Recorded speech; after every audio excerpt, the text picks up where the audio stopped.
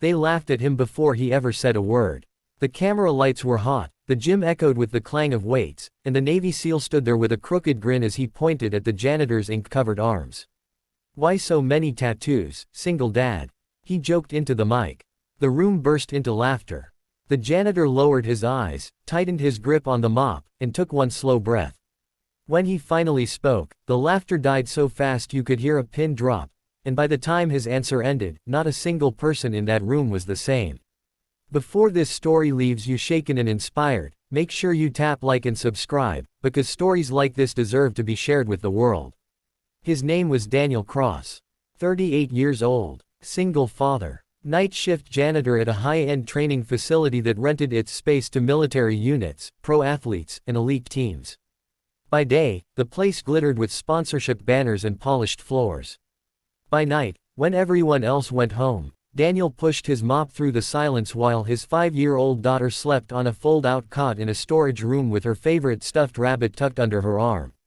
The staff tolerated her because Daniel never complained, never missed a shift, never asked for favors. He was invisible to most people, except for the tattoos.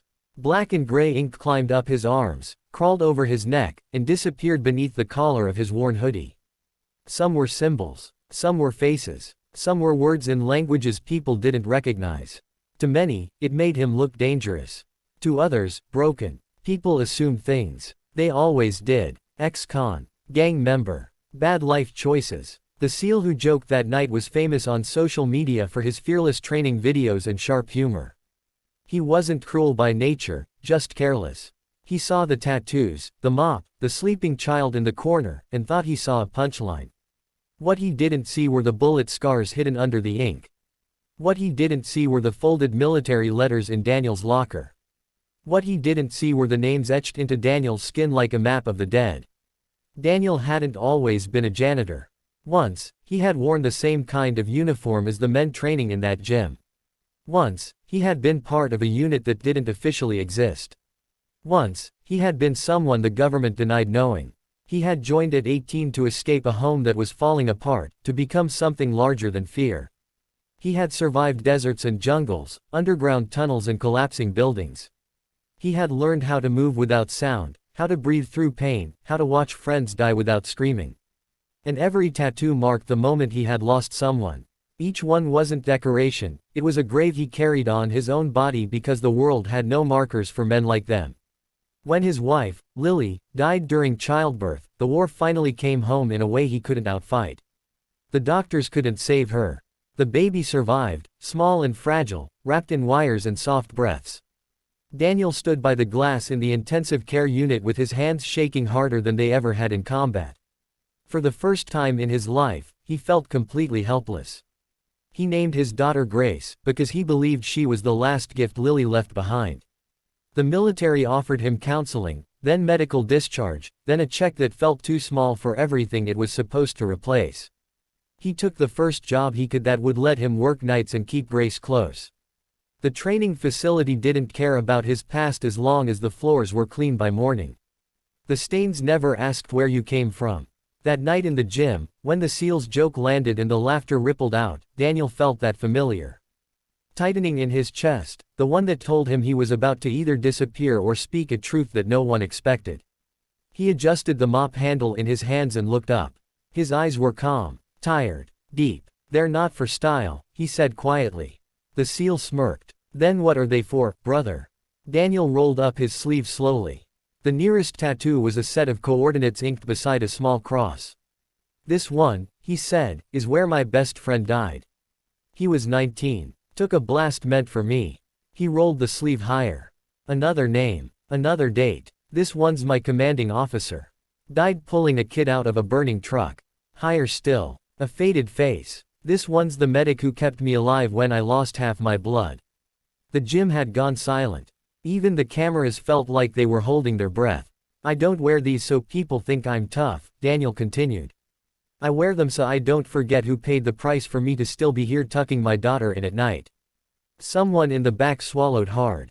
The SEAL's smile had vanished. "But that's not why I have the most important one." Daniel turned slightly, showing the inside of his forearm. There, in delicate script, was a tiny set of footprints and the name Grace. This one is why I clean toilets instead of commanding men. This one is why I choose to live every day instead of staying where my friends are buried." No one laughed anymore. The SEAL lowered his mic.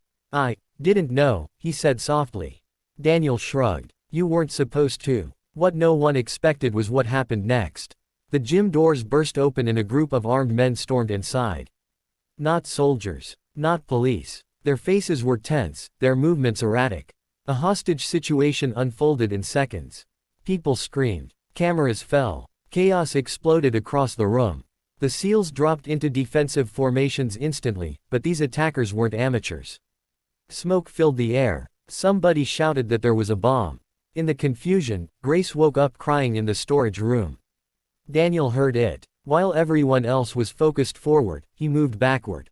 Silent. Precise. He disarmed the first man in the hallway before the man even realized someone was behind him. Twisted the weapon free. Dropped him without killing him.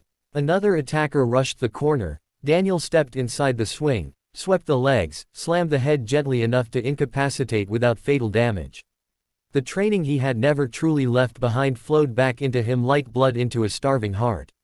He reached Grace's room just as a third attacker tried to grab her, maybe to use her as leverage. Time froze. Daniel didn't think. He reacted. 2 steps. A shoulder strike. A chokehold applied with surgical control. The man went limp. Grace was in his arms, screaming into his chest. When the smoke cleared and the last attacker was restrained, the SEALs slowly began to realize that the janitor with the mop had just neutralized half the threat alone, without a single fatality. The SEAL who had joked earlier approached him, shaken. Who are you really?" Daniel knelt and wiped his daughter's tears. "I already told you," he said. "I'm a single dad." News broke that night, though Daniel tried to slip away quietly. Someone had hit record on their phone. The video went viral. Not the joke, but the answer, the rescue, the way he held his child afterward. Offers poured in. Jobs. Interviews. Money. Praise. Daniel declined almost all of it. He accepted only one thing: a scholarship fund set up for Grace by the same SEAL who had once laughed at him. Years later, Grace stood at a podium at a military memorial with her father's arm around her shoulders. His tattoos had faded but not their meaning. She spoke clearly, without fear. "My dad looks scary to some people," she said. "But every mark on his skin is a promise. A promise that he survived so I could live." Daniel didn't cry in battle. He cried then. And somewhere in the crowd, men who once thought they knew what strength looked like finally understood that the strongest people in the room are often the ones quietly cleaning up after everyone else, carrying entire wars on their skin and still choosing love. If this story moved you, if it made you rethink the people you pass by every day without truly seeing them, then hit that like button, subscribe to the channel, and share this video with someone who needs a reminder that heroes don't always wear uniforms. Sometimes, they carry mops.